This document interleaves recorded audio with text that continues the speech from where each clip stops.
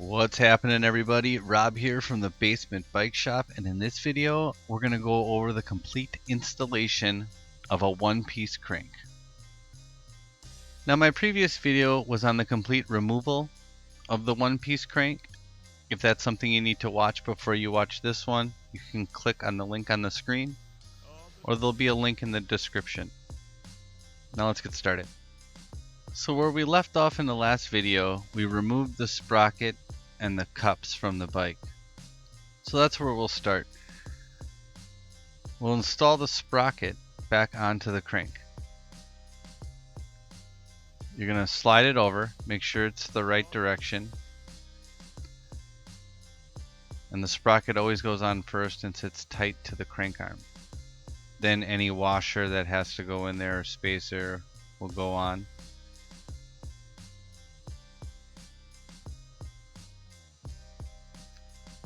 And then the race. Remember, this is regular threaded, so righty-tighty or clockwise to tighten. Because technically this is on the right side of the bike. Everything else we put on after this will be reverse threads. Then, just like we took it off, we'll have the sprocket hang over the edge of the workbench.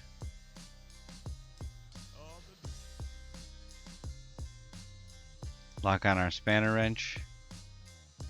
Watch your knuckles on the sprocket, and we'll tighten it down.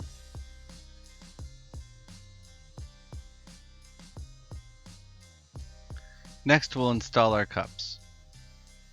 Now, if you don't have access to a bearing press or cup press or a bench vise, then I suggest doing it this way. Now, I call this the Rob brace, patent pending.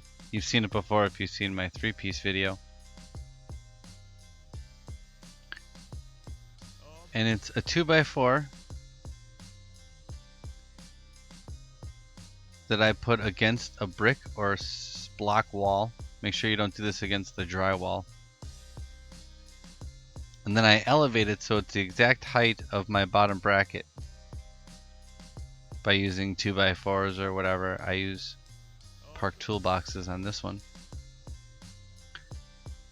Now make sure it's only hitting on the bottom bracket.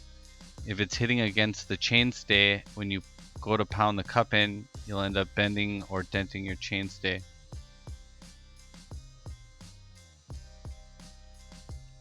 Then you're just going to take a 2x4 and a hammer. Make sure your 2x4 is not hitting anywhere on the frame either besides the cup. And pound it in. That's smooth. Then flip the bike around. You shouldn't have to change the height.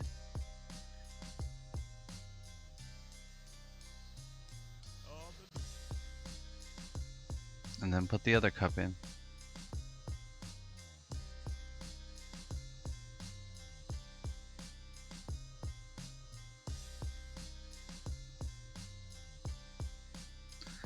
Now, after we clean up the bearings and all the races,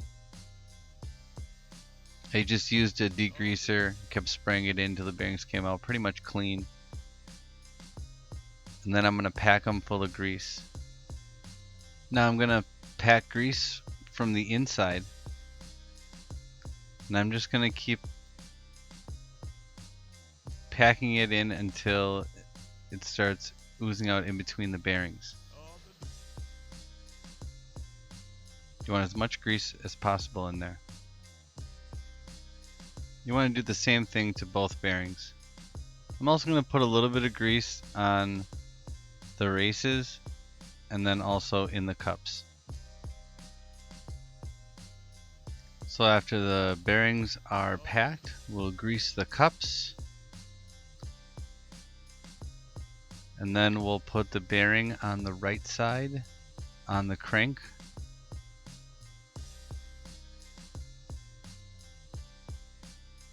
And then go ahead and slide that in to the right side.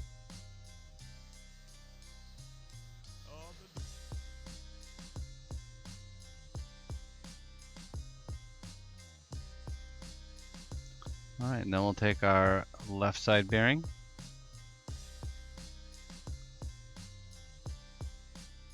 Slide that one in over the crank arm and install it. Next, slide our race nut over. Remember, reverse thread, so counterclockwise to tighten it. And just make sure you line up the threads so you don't cross thread it. And then tighten that down. Just close to snug. We're gonna do some adjusting in a minute. Next, we'll drop our lock washer on with the key that goes in the keyway. Line up that key with that keyway. And then take our outside jam nut, slide that on, reverse threads, counterclockwise to tighten. Now at this point, normally what you would do is you would take your 2-pin spanner wrench and stick it in the grooves, and then take your 32mm crank wrench and tighten down the outside jam nut. But if you don't have the spanner wrench, what I've done is I've tried to take my screwdriver and put it in one slot and then brace it against the crank arm. And then take my crank wrench, 32mm, and try to tighten against it. It's a little bit cumbersome, and I don't know, it's not the way that I suggest doing it. Also, some cranks have like a double 32mm, so then you'll need two 32mm instead of the spanner wrench. And then after that, we're going to put our pedal back on, put a little bit of grease on it.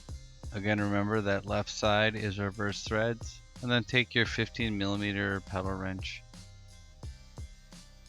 and tighten it down.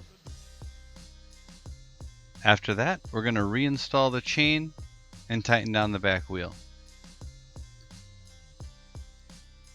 I'm going to drape the chain back over the sprocket. Make sure it's on all the teeth on the front and back. Then how I tension it is I pull it back and I tighten the non-drive side down. Doesn't matter where, just close. And then by pulling over on the wheel or pushing on the wheel, I get the chain to the tension I want it and tighten down the drive side. And then loosen the non-drive side. Straighten the wheel out to exactly where I want it, and then tighten it back down. And then double check to make sure that the chain is exactly where you want it. And that concludes this video. Thanks for watching. If you like what I'm doing, you can hit that subscribe button and I'll keep these videos coming. If you have any questions or suggestions for future videos, you can leave me a comment or you can send me a message. Thanks.